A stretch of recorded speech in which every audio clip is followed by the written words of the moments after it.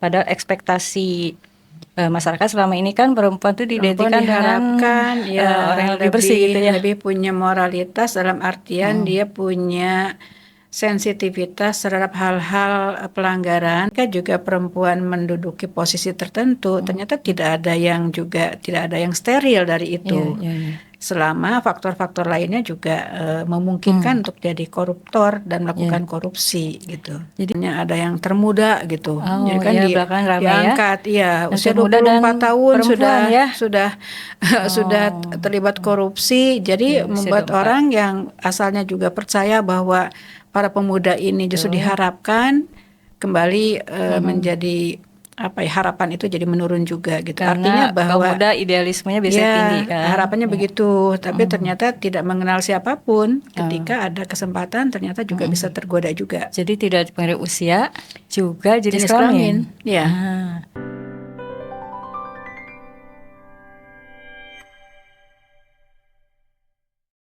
Assalamualaikum warahmatullahi wabarakatuh. Ayah bunda keluarga Indonesia, apa kabar semuanya? Semoga senantiasa sehat dan selalu dalam lindungan Allah Subhanahu wa taala. Jumpa lagi dengan saya, Iim Nurrohimah, dalam bincang-bincang tentang peran strategis keluarga. Nah, kali ini topik kita adalah sesuatu yang menjadi bahan pembicaraan publik, ramai di media massa, dan sekaligus menjadi keprihatinan kita, yaitu tentang korupsi. Nah, pada kesempatan ini saya kembali dibersamai oleh Profesor Sunarti. Assalamualaikum. Waalaikumsalam. Apa kabar?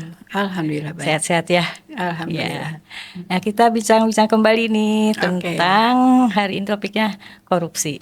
Tentang pemberantasan korupsi atau membangun budaya anti korupsi. Ya, peran keluarga ya. Bisa demikian. Oke. Nah, ini sesuatu yang memprihatinkan ya bagi kita tentang korupsi. Sangat, di Indonesia. Tiap hari berita tentang kasus-kasus korupsi malah rasanya bertambah ya. Ya, betul. Yang dulu nilainya masih puluhan juta, ratusan juta, kemudian miliaran, sekarang triliunan dan ratusan triliun. Luar biasa ya. Padahal kalau buat digunakan untuk program pembangunan, mungkin juga tidak akan sampai banyak stunting ya. Ya, banyak sekali ya PR di negara kita ini terkait dengan kesejahteraan masyarakat yang seharusnya bisa diatasi dengan dana-dana yang dikorupsi itu. Ya. Betul ya.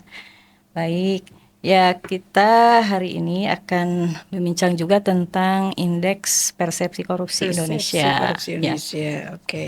Nah, dalam buku yang ditulis oleh Prof. Is ya. Betul.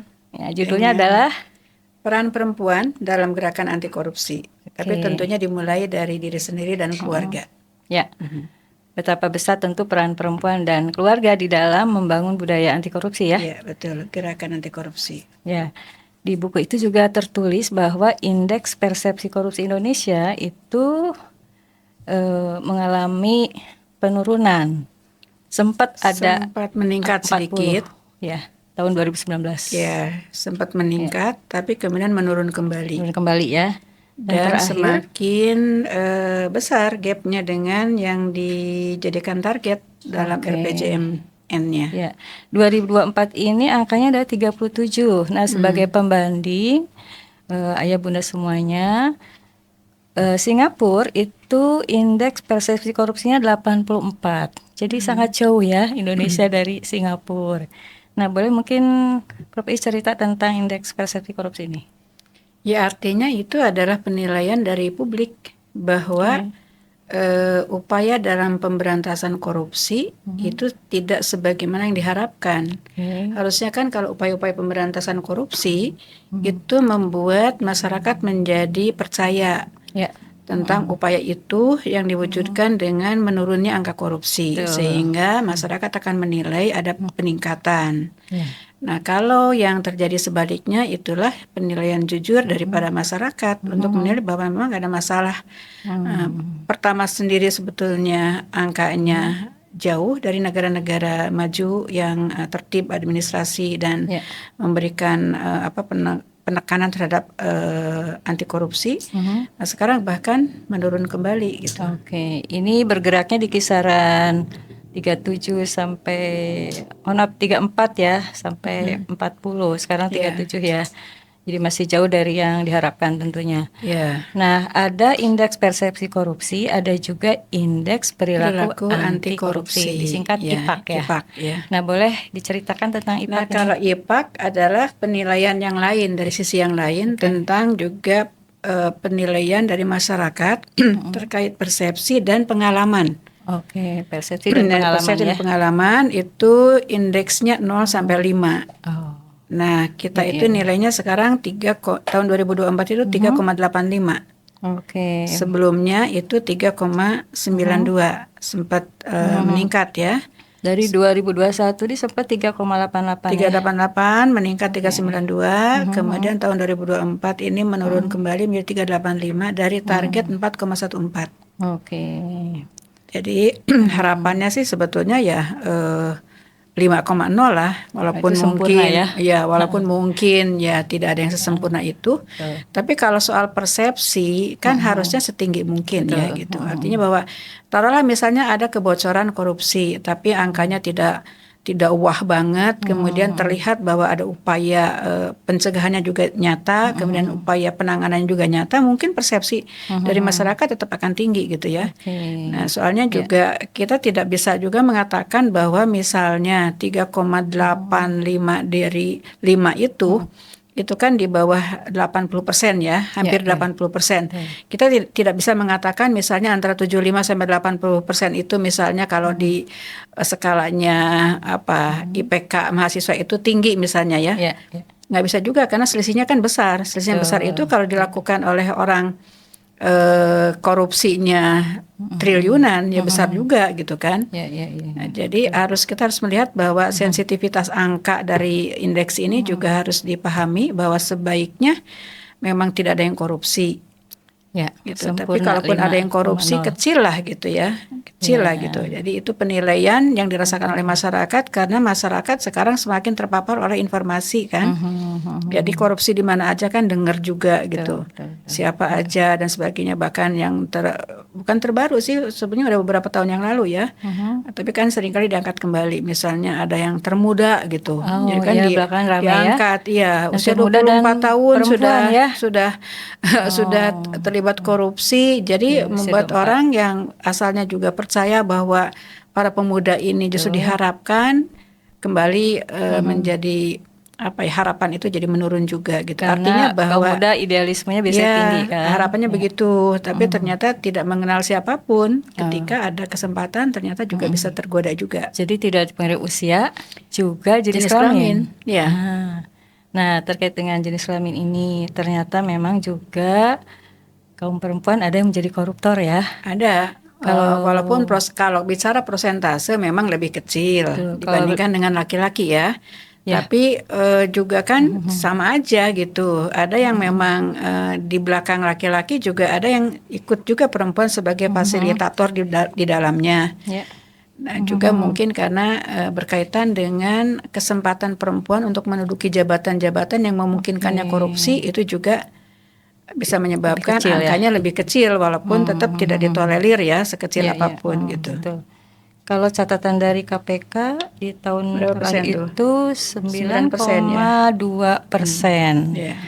keterlibatan perempuan atau perempuan sebagai koruptor. Perempuan sebagai koruptor bukan sebagai keterlibatan. Bukan terlibat ya, tapi perempuan sebagai koruptor ya. Meskipun tentu data itu biasanya juga ya tidak mencerminkan realitas sebenarnya ya. Tapi artinya di sini memang ada perempuan yang ternyata menjadi koruptor juga.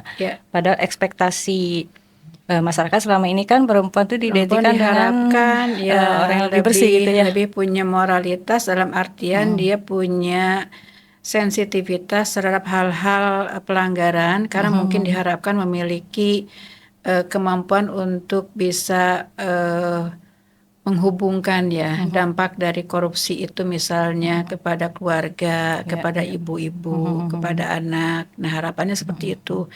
Walaupun sebetulnya kalau harapan harusnya sih bukan hanya kepada Pada semua perempuan ya, orang, kepada ya. laki-laki juga. Betul. Jadi kita juga harus menaruh harapan tinggi kepada para laki-laki untuk tidak Ya, koruptor. Nah, siapapun. cuma karena yang lebih dulu koruptor itu banyak laki-laki, karena memang lebih banyak menempati jabatan-jabatan Oke, publik, ya. maka muncullah harapan itu kepada perempuan.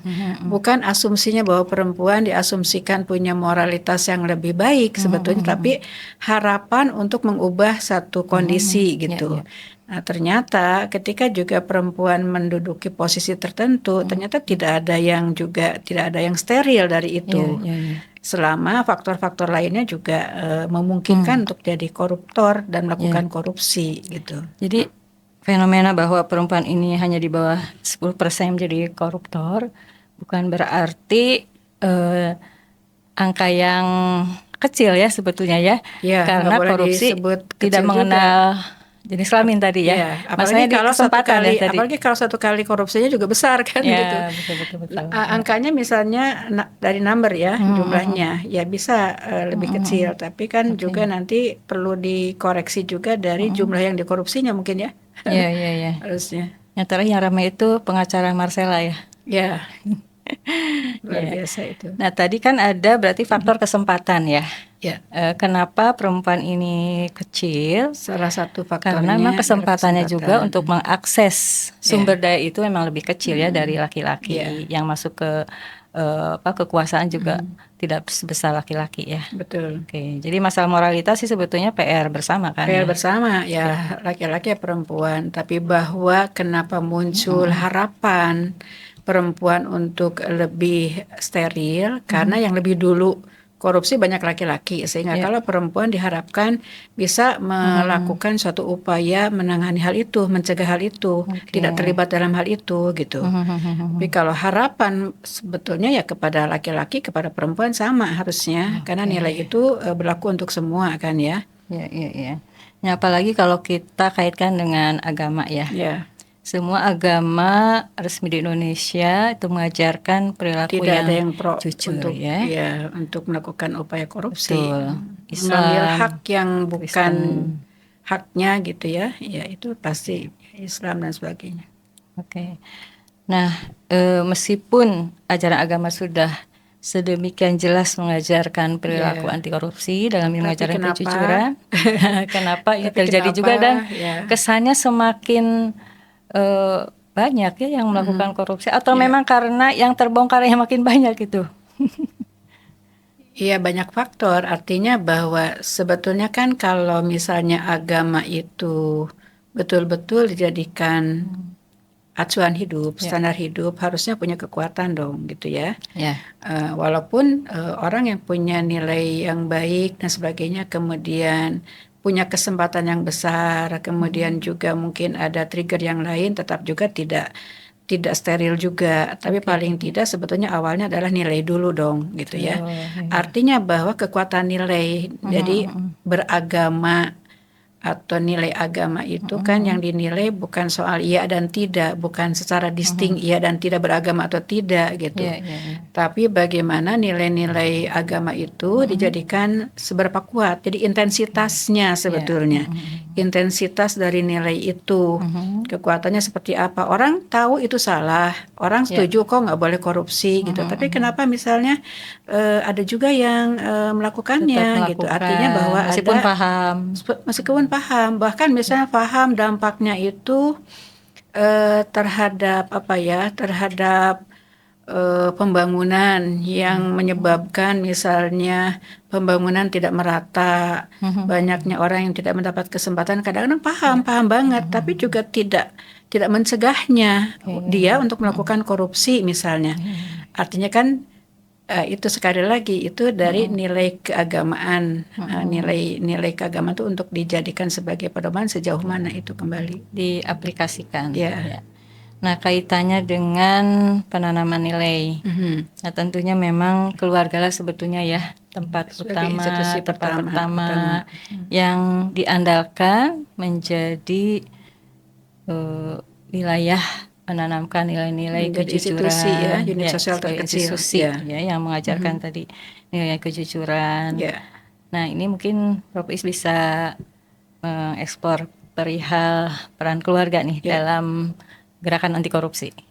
Ya, sebetulnya kan seseorang itu hidup dari keluarga, dilahirkan dari sepasang suami istri, membangun keluarga. Dia lahir ketemu dengan ayah ibunya dulu gitu ya. Dibesarkan sebelum ketemu yang lain-lain pasti di keluarga. Artinya penanaman nilai dari mulai awal itu pasti di keluarga.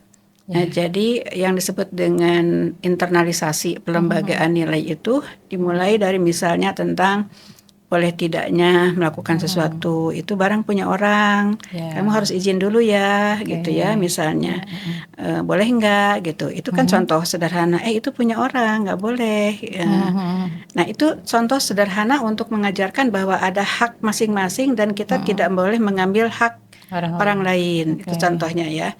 Jadi ada rasa takut, ada rasa tidak nyaman, dan memang tidak boleh gitu, bahwa itu orang punya orang lain, nggak boleh, kecuali izin dulu kalaupun mau pakai, boleh atau enggak. Itu hal sederhana kan dari kecil. Kemudian sikap qanaah. Dalam Islam dikenal ini rasa cukup. Rasa cukup dan rasa syukur. Jadi misalnya selalu mengucapkan alhamdulillah, kita sudah dapat ini, kita syukuri yang ada gitu ya, kita nikmati yang ada. Karena kalaupun kita menginginkan yang seperti apa, tapi kalau tidak ada buat apa gitu kan misalnya.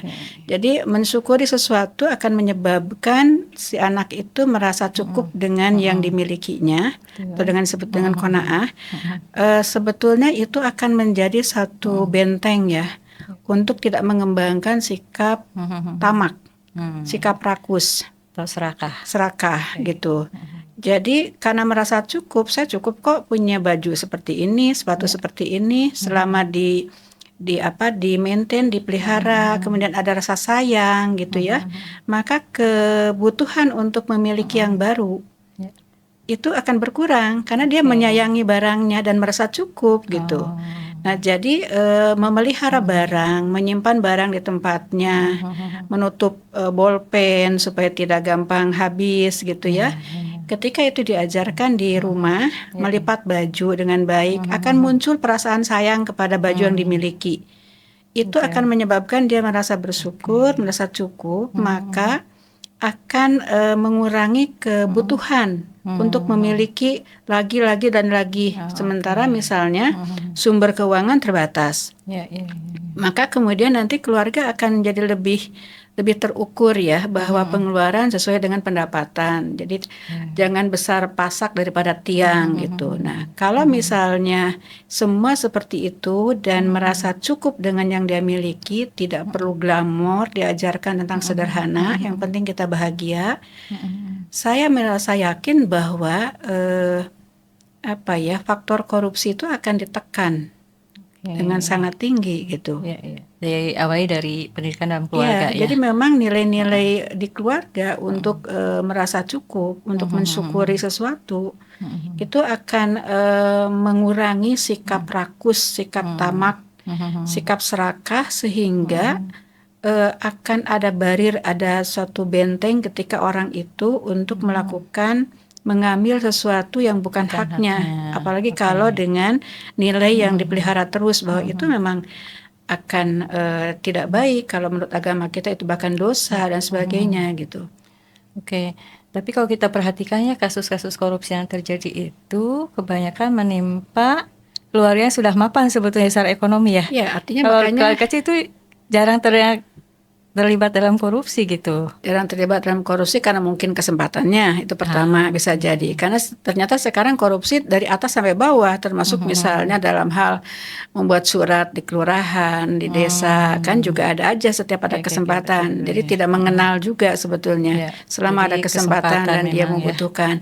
Nah, tapi mungkin yang terlihat lebih besar kebutuhannya atau korupsinya adalah pada level yang justru katanya sudah diberikan juga gaji yang besar agar tidak korupsi, ternyata korupsi juga. Ingat kan kasus Gayus ya, yang di pajak katanya pegawai-pegawai dari pajak itu sengaja diberikan suatu insentif yang lebih besar agar tidak tergoda, tapi ternyata tidak bisa juga selama bahwa dia tidak merasa cukup gitu.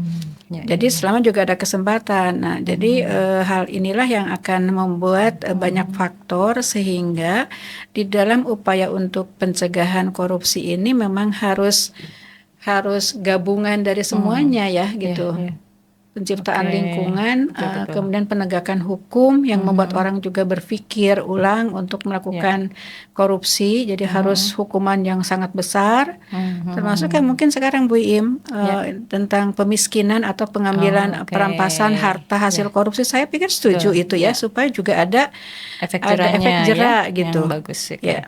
Tapi belum berjalan di Belum Indonesia jalan ya. nih, sedang mungkin perlu didorong ya. Jadi memang kalau dia korupsi sekian miliar dari total, tapi yang betul-betul dinikmatinya berapa ya sesuai dengan yang dinikmatinya diambil aja gitu. Ya. Itu juga mungkin akan membuat juga keluarga akan saling mengawasi atau memperhatikan anggota keluarganya agar tidak korupsi karena akan berdampak kepada keluarga gitu. Harusnya setiap anggota keluarga itu dia sensitif ya.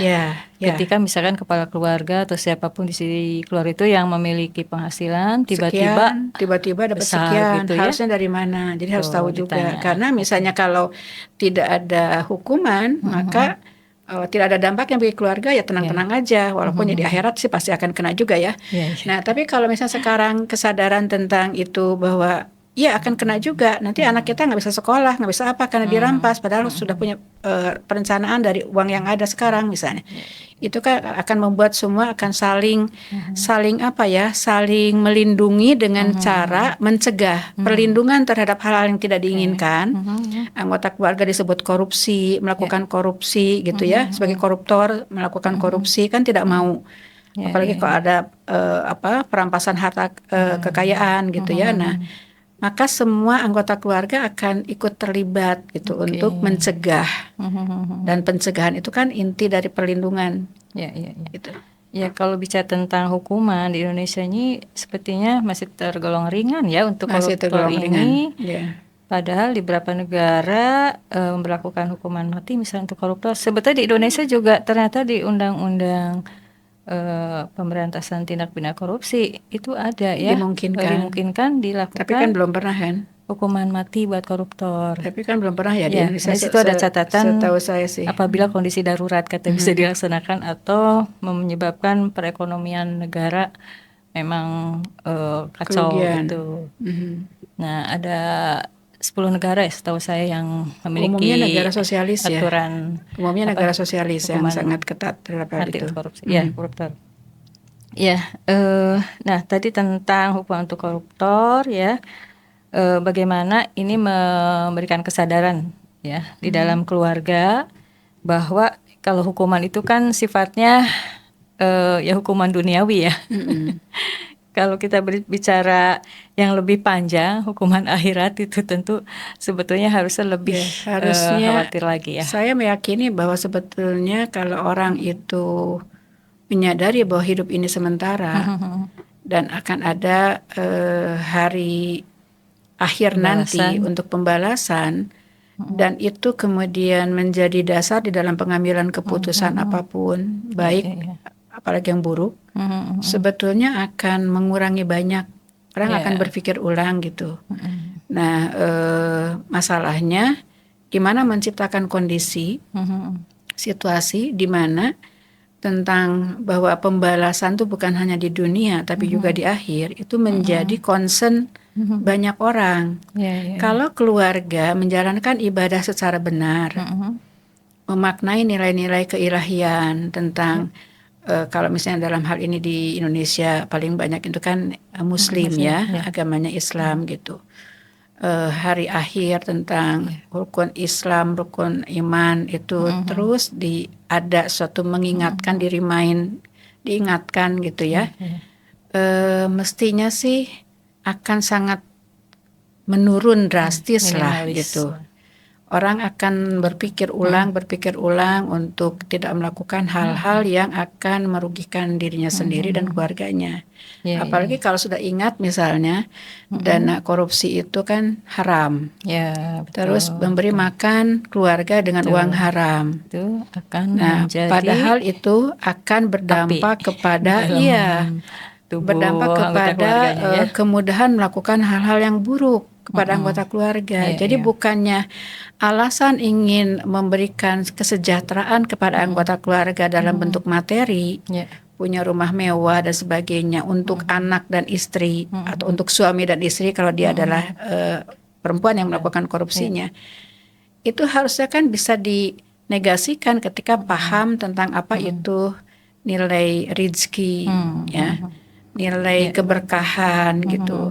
Bisa jadi punya harta yang berlimpah secara tangible-nya kelihatan, tapi itu justru membawa hal-hal yang tidak kita ketahui. Anak menjadi sulit dinasehati, anak menjadi lebih mudah tergelincir, misalnya jadi mudah untuk diajak ke sana kemari, minuman keras lah dan sebagainya. Kalau misalnya nilai agama, keberagaman itu dipahami secara utuh, sebetulnya akan sulit orang itu untuk korupsi gitu. Nah, maka kembali fungsi agama, ya kan salah satu fungsi keluarga ya, itu harusnya dikembalikan. Ya, jadi pada dasarnya sih keluarga Indonesia itu mengakui beragama secara umum lah, ya, dianggap religius. Nah, namun mungkin perlu kita evaluasi ya tentang keberfungsian itu. Memang hasil-hasil dari riset itu menunjukkan ada penurunan untuk menjalankan fungsi agama itu. Bahkan kan ada juga hasil survei kan, yang sholat itu berapa persen, kalau yang Muslim di Indonesia, yang sholat berjamaah berapa persen, yang selalu berapa persen, itu ternyata rendah sekali. Betul, pengamalannya jadi maksud saya ini nampaknya perlu diingatkan kembali bahwa kalau kita ingin pembangunan kita berhasil, kemudian APBN, APBD itu digunakan secara efektif, secara efisien, tidak ada kebocoran, mencegah korupsi, maka jalan ataupun cara yang strategisnya adalah fungsi keluarga itu dijalankan, dikuatkan. Ya, internalisasi nilai-nilai tadi, karakter, adab, dan nilai yang dianutnya, yaitu melalui fungsi keberagamaan, fungsi agama. Nah, mungkin persoalannya kalau pemerintah itu ketika bikin program, kan ukurannya itu yang terlihat ya. Betul, yang terlihat lebih gampang diukur kan. Betul, padahal untuk jangka panjang ya program-program yang terkait dengan penguatan nilai itu semuanya kan lebih berdampak luas ya untuk kebaikan. Makanya perlu ada kajian yang holistik, komprehensif dan pengakuan terhadap itu, bahwa suatu aksi, suatu perilaku itu kan dipengaruhi oleh sikapnya, persepsinya, dipengaruhi oleh nilai yang dianut, standar-standar yang digunakan.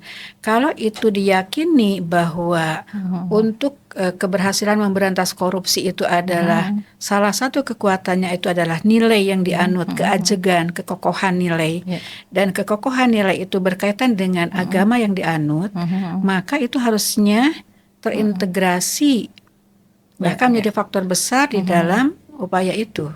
Oke. Nah, tadi kembali ya, di sini kan penting peran laki-laki sebagai pimpinan keluarga, ya, imam, yang harusnya mendrive keluarga itu supaya ada pada jalan yang lurus gitu ya. Dan kalau dikaitkan juga dengan bisa melihat fenomena orang, mohon maaf, yang meninggal gitu ya, diantar ke kuburan itu nggak bawa harta yang selama dikumpulkan kan ya, kecuali sebagai warisan itu ya. Betul. Nah, itu kan penting diingatkan juga kepada anggota keluarga ya, bahwa harta yang dikumpulkan itu tidak dibawa wafat, kecuali yang disedekahkan ya, kalau dalam agama Islam itu kan. Nah, jadi buat apa sebetulnya ya orang itu menimbun harta itu apalagi dengan jalan korupsi ya? Ya itu. Karena kalau dibawanya kita, ya. Kalau kita logis sebetulnya, kalau kita menggunakan akal kita kan gitu, karena kita memiliki karena memiliki pemahaman yang holistik. Jadi kan ada satu kata-kata yang kadang-kadang saya temukan di medsos ya yang cukup bagus.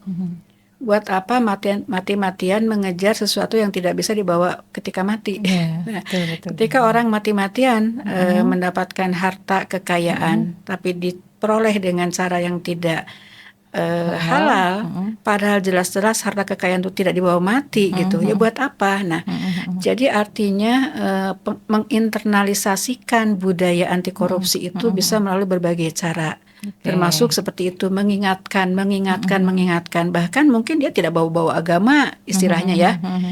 dengan statement-statement yang membuat orang tuh logis, berpikir logis, ya ngapain juga. Terus suatu ketika kita akan meninggal dan nggak tahu kapan juga. Padahal yang akan jelas-jelas dipertanggungjawabkan adalah dengan harta yang kita dapatkan tuh dengan cara apa gitu. Itu jelas-jelas akan dimintai pertanggungjawaban. Ya, betul. Kalau dalam Islam itu terkait harta itu dua, dari mana diperoleh dan kemana dialokasikan. Ya, Prof. Uis, tadi saya menyebut satu buku yang ditulis oleh Prof. Uis ya. Boleh saya lihat? Ya, ini judulnya Peran Perempuan dalam Gerakan Anti Korupsi ya. Penulisnya ternyata ada nama lain ya. Alia Faiza Fitria dan Winnie Novianti. Ini anak muda nih. Anak muda supaya terlibat sejak awal. Bagus. Oke, mungkin bisa cerita bagaimana kronologi penerbitan buku ini. Oke, punten, pinjam. Jadi ini buku sebetulnya proyeknya KPK, kemudian kerjasama dengan IPB Press, dan saya atas dasar apa begitu diundang oleh IPB Press, tentunya dengan seleksi dari KPK untuk merumuskan atau menuliskan ya peran perempuan dalam gerakan anti korupsi. Nah kebetulan saya mengajak anak muda ini 2 orang, Alia Faiza Fitria dan Winnie Novianti. Mudah-mudahan nanti bisa juga menggali dari persepsi anak muda ya, generasi muda. Jadi di dalam peran perempuan dalam gerakan anti korupsi tentunya di buku ini diceritakan tentang apa itu korupsi gitu ya, yang definisinya ternyata tidak sederhana, termasuk tidak mengambil serupiah pun, tapi memberikan kesempatan kepada orang lain untuk kaya, mengambil yang bukan haknya gitu ya, itu juga termasuk korupsi. Kalau saya disebutkan korupsi itu sebagai kejahatan terorganisir, extraordinary ya, yang luar biasa. Luar biasa ya. Dan jadi di sini memiskinkan. ada, ya betul. Nah di sini ada sebetulnya ada 4-5 bab. Pertama tentang antara realita dan idealita. Jadi idealnya seperti apa sih harapan kita, tapi realitanya seperti apa. Kemudian menjadi perempuan mulia berintegritas. Jadi mulai dari situ konsep perempuan yang mulia berintegritas seperti apa. Ya harus dimulai dari pribadi yang memiliki integritas. Perempuan, bahwa perempuan punya ragam banyak ya, beragam. Artinya kalau dioptimalkan, terlibat di dalam gerakan anti korupsi itu akan sangat optimal sebagai diri sendiri, sebagai ibu, sebagai istri, sebagai anggota masyarakat. Kalau dia bekerja juga di tempat bekerjanya gitu ya. Kemudian menjadi aku dan diriku, perkembangan moral itu seperti apa, perkembangan kognitif, perkembangan psikososial, kemudian menjadikan seorang empu, karena perempuan itu kan empu yang ditinggikan, namanya harapan, ya. Jadi idealitanya sebagai perempuan justru jangan sampai rusak gitu ya. Berarti ada harapan khusus dong ya. Harapan khusus karena dengan perempuan, dengan di sini dibahas juga tentang bagaimana sih feminitas, maskulinitas gitu. Laki-laki cenderung seperti apa, perempuan cenderung seperti apa. Ini gitu. ada kaitan dengan korupsi nggak, feminitas dan maskulinitas? Jadi ada sifat-sifat yang sebetulnya feminitas ketika berlebihan, saking sangat sayang dan kemudian perhatian bisa memberikan ruang yang salah. Perlu ketegasan misalnya di dalam hal menolak untuk disuap atau diberikan gratifikasi, itu maskulinitas. Nah, jadi sebetulnya maskulinitas dan feminitas itu harus diposisikan secara tepat dengan proporsi yang tepat. Kemudian peran perempuan mewujudkan keluarga anti korupsi, dari mulai kesiapan berkeluarga tuh Bu Im. Menarik ini ya. Kemudian kesiapan berkeluarga harus menyiapkan mental, kalau keluarga begini bakal begini, keluarga kalau kekurangan harus apa, kalau kelebihan harus apa. Jadi gitu, harus dimulai dari sebelum berkeluarga ya, jadi mindset diri. tentang anti korupsi ini. Kemudian internalisasi nih, tadi kita sudah bicara juga nilai anti korupsi di keluarga. Internalisasi itu kan suatu konsep ya yang mekanismenya itu tidak ada akhir, terus menerus.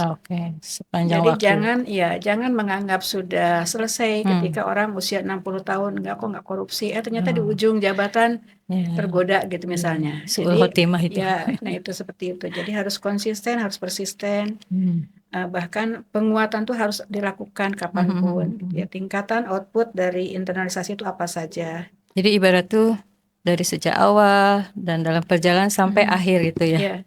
Seperti kita hanya niat kan, niat ya itu harus betul lurus dari awal, di betul. perjalanan harus dijaga Nggak boleh sampai terlalu ujung merasa juga misalnya terjaga. kita sudah aman Nah, terhadap gangguan-gangguan ya, itu. karena godaan kan Ya, tidak saya dari bisa dalam jadi internal, ya tapi juga dari ada luar. keluarga yang sudah mapan ketika melihat anaknya kemudian ketika menikah berkekurangan. Hmm, Godaan itu ada. ya, ya, Ketika ya. misalnya godaan ingin Hmm, memberikan cucu kehidupan hmm, yang menurutnya lebih hmm, baik dalam ya, tanda ya, ya. petik, itu bisa jadi godaan yang lebih kuat Oke, sebetulnya. ya, Jadi ya. harus konsisten, harus Hmm, persisten ya. Mekanismenya juga dibahas di sini cukup detail. ya. Kemudian efektivitasnya dari proses internalisasi itu seperti apa, Hmm, nilai anti korupsi, persepsi anti korupsi dari perempuan, ya. kemudian kerangka kerja ya, dan kemudian bab berikutnya adalah peran perempuan bangun budaya. Budaya itu kan jauh lebih Hmm, luas ya. Budaya itu adalah hasil karya cipta karsa manusia ya, dan harusnya kita bangun sebagaimana yang nilai-nilai yang kita anut dan budaya anti Oke, korupsi dalam hal ini. kaitan ini kalau menurut Prof. Is sampai saat ini terkait dengan budaya anti korupsi, peran perempuan di dalam membangun budaya itu tampak Masih nggak? jauh, Masih masih jauh jauh. ya. Kalau Oke. ada sih tentunya sudah ada perempuan Hmm. sebagai pendidik, perempuan Hmm. sebagai ibu di rumah. Hmm. Tapi kalau melihat bahwa kejadian korupsi sekarang ini Hmm. sedemikian rupa, kan Hmm. artinya juga pasti ada masalah. Cuma kan penilaian ini kita tidak atau belum ada suatu kuantifikasi tentang kontribusinya berapa Ya, persen, ya. sulit ya Ya, melihatnya. Yang dilihat hitung adalah ya. dari persepsi tadi. Ya. Hmm. Ini ada tantangan di sana, kemudian peran perempuan dalam membangun budaya itu, dan Hmm. ada pilihan aksi, bahwa Hmm. banyak aksi yang bisa dimungkinkan Oke. dipilih oleh perempuan, bisa memilih Berarti satu atau lebih. sebetulnya Edukator, harapan besar ya kepada ya, perempuan ini untuk bisa menjadi atau memberikan kontribusi di dalam gerakan anti aksi korupsi. nyata Ya. sebagai Oke, edukator, edukator, inisiator, inisiator, ya, motivator, motivator. fasilitator, Oke. advokator gitu. Oh, banyak ya Artinya sebenarnya. bahwa sesuai dengan kemampuannya Oke. bisa memilih 1, 2, 3 gitu. Selalu ada ruang untuk perempuan Oke. berkontribusi yang jelas, misalnya di rumah, ya dia kan sebagai edukator, sebagai pendidik bagi anak-anaknya. Nah, kalau dalam lingkup rumah, mungkin dia bisa menjalankan sendiri ya. Ya, Tapi ketika menjadi sebuah gerakan, itu dia harus berkoordinasi dengan harus banyak orang. berjejaring, ya, betul. Karena tidak mungkin sendirian. Ya, apalagi ini sesuatu yang dihadapi adalah Ya, nah masalah sebetulnya yang besar sekarang ya. organisasi perempuan itu kan banyak. Ya, ya. Organisasi yang concern kepada keluarga banyak. Dan concern Mungkin, kepada gerakan ya, anti korupsi juga ya. Nah tinggal banyak. nampaknya tidak terlalu eksplisit ya Oke. di gerakan-gerakan organisasi-organisasi Perempuan. sosial atau perempuan atau keluarga itu Tidak secara terlalu khusus ya. secara khusus gitu. Tapi kalau nilai karakternya ya, misalnya menginikan karakter buat anak di parenting, ya, tapi tidak khusus. Mungkin perlu eksplisit sekarang ini untuk terlibat di dalam gerakan anti korupsi ini dan melakukan jejaring juga di tingkat apakah daerah ataupun nasional gitu. Ya, nampaknya bagus sekali ya kalau ada sebuah gerakan anti korupsi yang diinisiasi, digerakkan oleh kaum perempuan dari tingkat bawah ya sampai tingkat nasional. Luar biasa mudah-mudahan kayaknya Koalisi dampaknya Nasional Perlindungan Keluarga Indonesia bisa juga, KNPK Indonesia dan yang juga Giga Prof. Is Indonesia pimpin ya. ya. Oh, Giga Indonesia ya. Baik, nah ini tentang buku ini mungkin dari bisa berminat untuk mendapatkannya. Ya. Apakah secara e-book atau ini tidak dijual karena punyanya KPK. Nah, tapi ada e-book yang sudah didaftarkan oleh IPB Press di Perpusnas. Mungkin nanti bisa diunduh. Free ya? Ya, free. Di Perpusnas Jakarta Nasional ya. Nasional. Oke.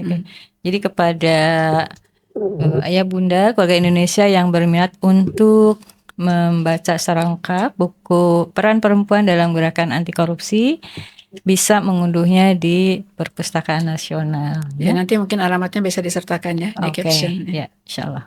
Baik. Nah, kaitan dengan peran perempuan tuh tidak bisa lepas dari keluarga ya. Ya. Jadi keluarga ini pasti punya peran besar tadi ya dalam membangun budaya anti korupsi. Nah, Prof. Is kan sebagai guru besar ketahanan keluarga. Ya. Nih, mungkin bisa menggambarkan bagaimana ketahanan Mekanisme keluarga detail ya. ini ya Ya, baik. berhadapan dengan fenomena Oke, ini korupsi. terakhir mungkin ya. Ya. Jadi saya sengaja juga membawa ini Bu Iim, Oke. satu pop-up rumah ya. ketahanan keluarga ya. Oh, menarik Nah, sekali ini ya. satu alat bantu sederhana gambar rumah untuk menggambarkan dimensi. tentang bagaimana keluarga itu seharusnya berketahanan gitu ya. Nah, ini divisualisasikan dalam bentuk rumah karena memang semua keluarga itu tinggal di rumah kan. Oke. Ya. Jadi ini sebetulnya kalau dijelaskan agak memakan waktu, tapi saya ingin ceritakan sedikit. Ya. Tentang perjalanan laki-laki ataupun perempuan ya sepasang untuk kemudian membangun keluarga melalui kesiapan berkeluarga di teras itu. Jadi kalau jalan masuk itu adalah pertumbuhan perkembangan seorang individu di keluarganya masing-masing sampai kemudian ada mencari atau menemukan memilih pasangan untuk siap berkeluarga, punya kesiapan di teras dan kemudian membangun keluarga melalui pintu itu perkawinan dan membangun rumah. Jadi nah, di rumah ini menggambarkan perkawinan, gerbang perkawinan untuk membangun keluarga ya. Jadi ini adalah punya tentunya kalau pada saat membangun keluarga atau membangun rumah divisualisasikan dalam bentuk rumah itu punya fondasi. Nah, fondasi itulah nilai-nilai yang dianut oleh individu menjadi nilai keluarga, punya tujuan untuk apa berkeluarga dan sebagainya. Itu kekuatan itulah yang harus kemudian di dalamnya adalah bagaimana menjalani keluarga secara aman, secara selamat, tidak melakukan korupsi. Ya, sebagaimana fondasi rumah tadi, fondasi nilai itu harus kuat juga harus ya. Kuat, harus kuat. Karena kalau tidak kuat, maka ada angin sepoi-sepoi aja rumah ini bisa rusak gitu, bisa hancur. Tapi kalau fondasinya kuat, kemudian juga tiangnya kuat, ketahanan keluarga, dindingnya juga kuat, di situ adalah peran fungsi keluarga kayak tadi ya, fungsinya juga dipenuhi secara seimbang, ada fungsi agama, fungsi cinta kasih, fungsi pendidikan dan sebagainya. Maka keluarga bisa menjalani kehidupan ini sepanjang kehidupan sekali seumur hidup kalau bisa gitu ya. Sampai dua-duanya meninggal dan tinggal anak-anaknya kemudian meneruskan. Yang jelas kita punya PR besar ya, baik kaum perempuan khususnya maupun keluarga Indonesia untuk senantiasa membangun budaya anti korupsi ya, dalam rangka membangun peradaban, membangun masyarakat yang sejahtera. Ya, betul. Oke, terima kasih banyak nih Prof. Is sudah bincang-bincang tentang peran kita ya, perempuan juga keluarga dalam membangun budaya anti korupsi ya. Dan bersyukur sekali kita semua tentunya ya pemirsa, dan semoga apa yang kita bincangkan pada kali ini memberikan manfaat yang besar untuk kita semua ya, dan tentu saja kita berharap bisa menggali lebih banyak lagi hal-hal yang terkait dengan peran keluarga di dalam membangun masyarakat madani. Dari saya ucapkan terima kasih atas perhatian semuanya. Mohon maaf apabila ada kekurangan. Sekali lagi terima kasih banyak Prof. Is. Sama-sama. Assalamualaikum warahmatullahi wabarakatuh. Waalaikumsalam warahmatullahi wabarakatuh.